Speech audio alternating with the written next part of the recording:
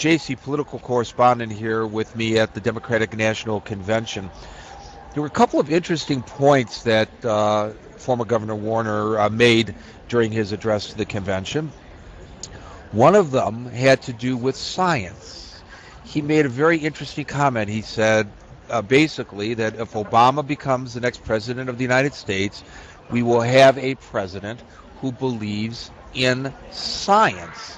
And he alluded to the fact that the current president opposes stem cell research. I'm not sure where McCain stands on this issue, stem cell research, but I do know that this certainly contrasts the Democratic position with that of the Republicans. Yeah, absolutely. And again, we've seen that over this Bush administration is that they certainly have not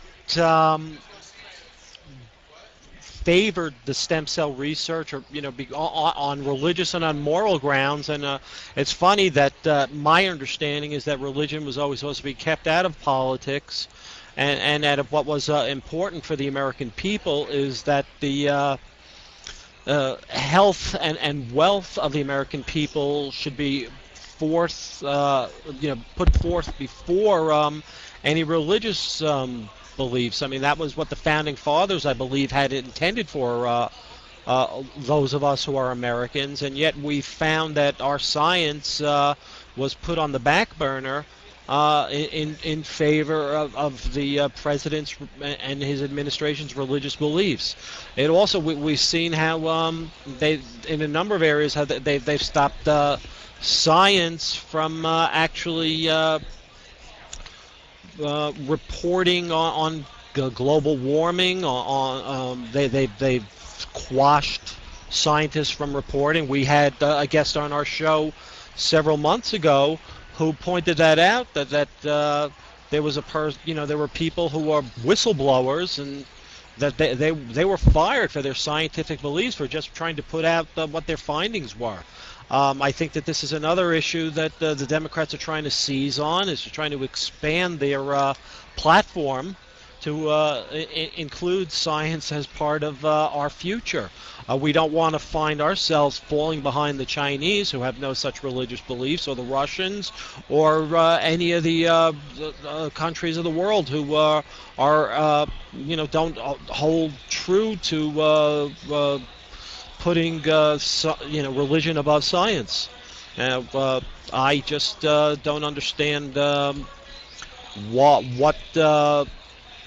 place religion has in the government, other than live by a good creed. But I just don't see why the American people were have been denied what scientists can bring forth to them. I mean, we saw, it's funny that all the Republican candidates were always so quick to point out Ronald Reagan, when his widow, Nancy Reagan, the former First Lady, has been a proponent of stem cell research.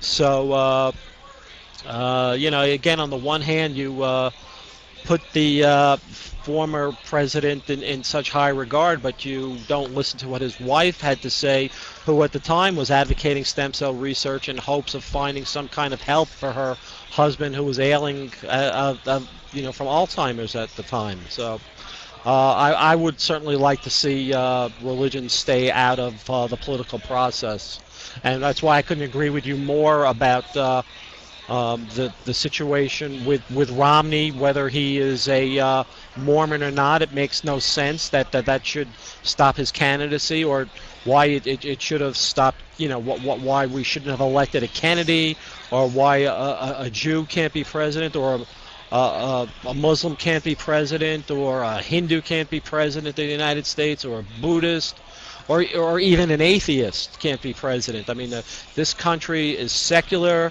and there's 300 million people with 300 million different viewpoints, and I think that we need to allow for all these viewpoints to be heard if we are to believe what the Constitution provides us all. Another thing that that former Governor Warner issue that he raised had to do with education. One of the things that Barack Obama said that he would do, and again, this contrasts him from the Republicans, is he wants to find a way to finance higher education, especially for those of us who are finding it difficult to put our children through post-K through 12 education.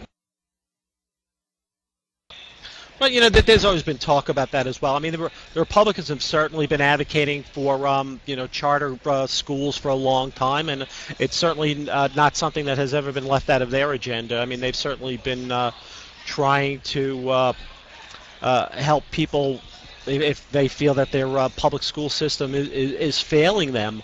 So I don't think that's a new argument. I mean, I think that to me that's a Republican issue that the Democrats are trying to seize on. I don't know, because when they talk about charter schools, that's K through 12. What he's talking about is post-secondary education. Well, I'm sorry. I misheard you then. We certainly have had that kind of help. We have student loans. We had Pell Grants for many years. There were a number of things to try and help students go the college route. The problem is that the cost continues to rise and rise and rise, and it becomes more and more difficult for parents to be able to afford to send their kids to school. And that's certainly going to put a lot of pressure on the community colleges if students can't go to either private universities or state schools that that they just can't afford to send their kids away to pay for dormitory expenses and transportation expenses and things of that nature. That everything is becoming more and more of a cost factor, and education should be something that should be put in the forefront of any candidate's platform and not on the back burner. The colleges, again, you've experienced the college costs. I've experienced the college costs with my children, and I know how difficult that is to write that check when it is, whether you're making a good salary or not. It's a major expense, and it becomes harder and harder, especially if how do you choose between putting fuel in your car, food on the table, paying the mortgage, or sending your kid to a college?